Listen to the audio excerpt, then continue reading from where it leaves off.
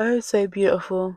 And yet so sad. Hi guys, welcome back to Clare's Kingdom, where we talk facts, walk fierce, and remind the world that well-behaved women rarely make history. You wake up, house up, run around in it, flossing on it.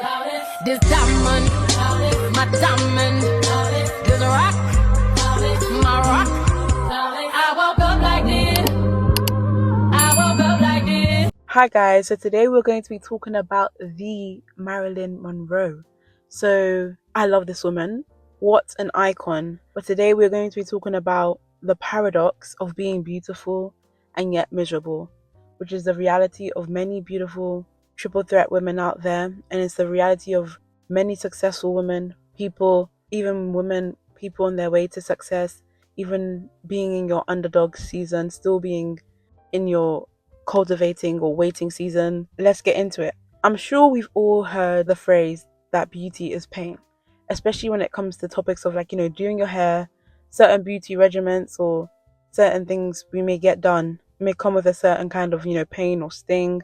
Like, I know for me especially, I heard it growing up, but I want to really apply that quote or that message to actual life, because when we see beautiful things, we go online or even in real life, we see beautiful people, we see beautiful things, beautiful cars, beautiful houses, beautiful social media pages, beautiful businesses, thriving businesses, just beautiful things, amazing things in this world. It's very easy to look at these things and maybe feel a bit of gratitude, admiration, maybe jealousy or envy, depending how far your feelings go. But we never stop to think of how certain things became how they are, or how certain women or people become the way they are.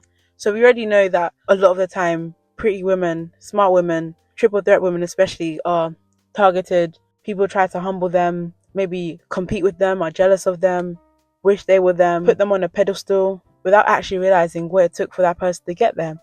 So of course today I've brought up the icon Marilyn Monroe, because if you haven't already, go watch my part 1 or go watch my first video I made about Marilyn Monroe. So Marilyn Monroe was actually born as Norma Jean, and she basically transformed her life. She transformed herself into the woman that she wanted to be. She literally changed her life.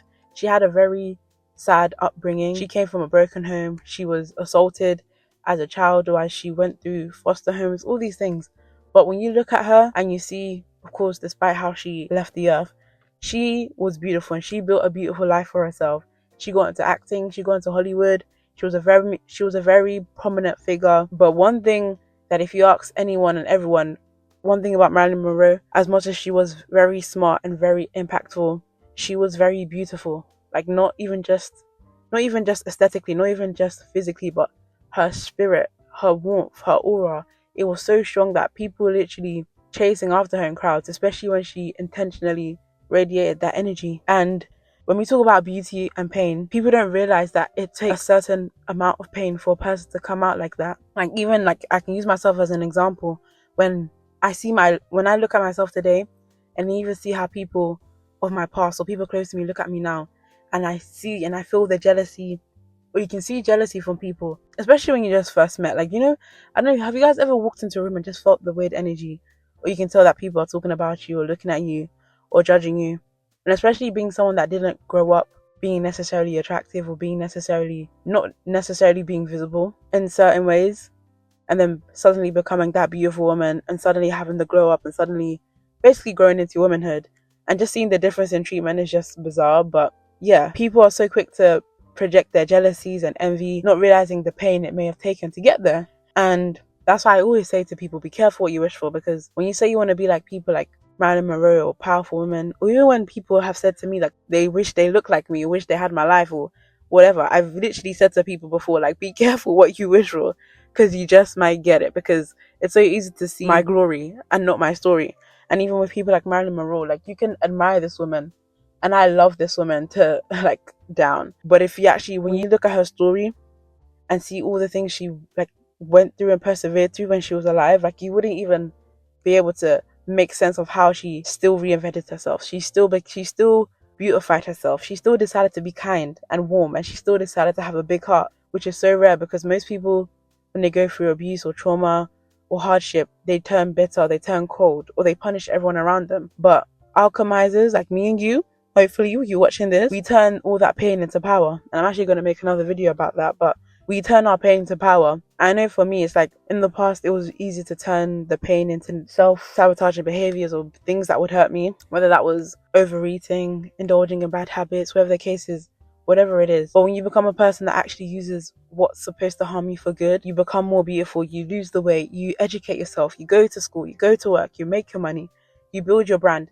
When you decide to put all the negativity into something beautiful, especially your beauty, like it's just there's just no words. And I was thinking about this the other day because I was like, I am so like, and not to be vain, like no vainness, guys. Like when I tell you I'm being so sincere right now, like sometimes I look at myself, in the past especially, I would look at myself and feel like, wow, like I'm so beautiful, yet so sad. Like people look at me and I see the envy, I see the mixture of admiration and jealousy, but it's like, if only you knew, like if only you knew what it took for me to get here.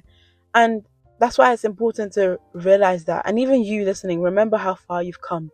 Because some people will try to discredit your beauty or try to discredit you because they may think you're privileged, or, you know, we talk about pretty privilege or pretty punishment. Like people think because you look a certain way, or maybe you have certain things, or you talk a certain way, whatever the case is, that you deserve less humanity or less grace. When in reality, it took you everything not to break. And it just really reinforces the power of alchemy, the power of turning your pain into power. Like Marilyn Monroe, she could have gave up. She could have decided to become a victim. She could have blamed her childhood and let herself go. She didn't have to try. Like no one would have blamed her as well. That's the thing. Most people that end up beautifying themselves, becoming powerful women, that become prominent leaders in their communities, who build channels and brands, these women could have became victims to their circumstances, and it would have been well warranted, but they didn't. And I think that's the paradox, that they become something so beautiful. We create these beautiful things, we become these kind people, but then it took such ugliness, it took such trauma, such negativity to bring that out. And I guess that's just another, or one of the other ironies of life. And yeah, beauty really is pain. Like I'm telling you guys, the more beautiful somebody is, there's probably a story behind it. I mean, of course, you know, there's some people that are just gorgeous, like they were probably born out of the womb like beautiful. But I'm not even talking about just Instagram pretty or just model pretty. I'm talking about aura, like aura. Like I know you guys know what I'm talking about. When we talk about aura, Marilyn Monroe kind of aura, like that aura it's so rare to come across these days. Like it's so rare. And if you're watching this, you probably resonate with that energy. Like when you meet someone or you see someone that's that magnetic, the Olivia Popes of the world, the Beyoncés of the world, like all these people, all these prominent women that we talk about on this channel and we admire in the media, we admire in life, we admire in film. These women, there's always a deep story. Whether it's bullying, neglect, abuse, being excluded from their own family, being the underdog, being the black sheep, whatever it is, there's always a story behind it. Don't ever be fooled, guys. Whenever you see, whatever you see in life, there's always a price. There is always a price. And when you've experienced so much trauma, pain, isolation, it shapes you. Like I've always said, when you go through hardship, it really shapes you. You don't see things, you don't see life, you don't see people the same. And that's why sometimes you tend to be friendless for periods of time, because you really start to see people differently.